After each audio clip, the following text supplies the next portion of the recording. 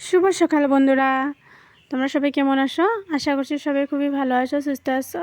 তো আজকে আমি চলে এসেছি অনেক দিন পর, দেখো ভিডিও করছি। তো দেখো আমি সকাল সকাল ঘুম থেকে উঠেছি, তো আর এখন ওরা উঠে নাই, তো বাপ বেটি এখনও উঠে নাই।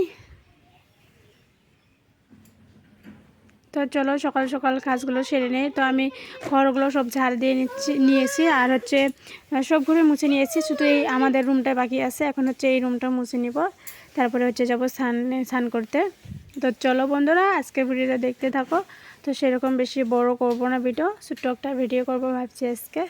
তো অনেক কাজ বাজও আছে আজকে। তারপরে স্নান টান করে তার পুজো দিয়ে তারপরে রান্না বান্নাও করতে হবে, যেহেতু কালকে মানে একাদশীর উপাস ছিলাম। তো আজকে পালন করব, তার জন্য সকাল সকাল কাজ বাজগুলো সেরে নিচ্ছে। আর তারপরে যাব স্কুলে মেয়েকে নিয়ে।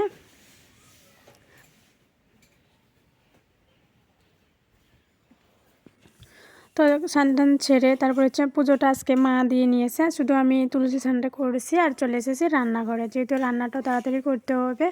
তো দেখেন আমি এখানে মুগের ডাল ভেজে নিচ্ছি, করবো ডাল, কুমড়োর তরকারি, শাক ভাজি। তো এগুলো রান্না করব আজকে। আজকে স্কুলে গেছিলাম মেয়েকে আনতে। তো স্কুল থেকে মানে এসেও পড়েছি। তো আমি শুধু এই পিনটা খুলে নিয়েছি, এখনও কাপড়টা চেঞ্জ করি নেই। এখন কাপড়টা চেঞ্জ করে নেব। আর আমরা স্কুল থেকে আসার পর, মেয়েকে নিয়ে আসার পর তারপরে ওর পাপা আসলো।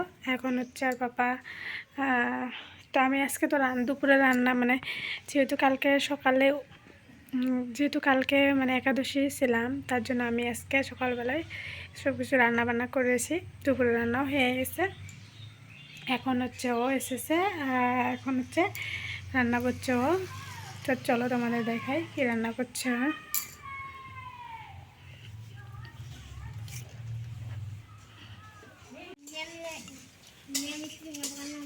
এই যে ঘরে রান্না করছে।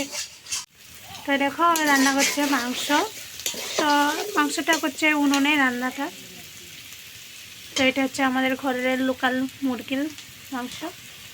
তো এই দেখো রান্না করছো। তো রান্না বান্না করে স্নান করে নেবে। এখানে আসো ভিডিও বানি। আর এখানে দেখো যে আমার শুননা। তো কাপড়গুলো উঠাই নেই, শুকাইছে।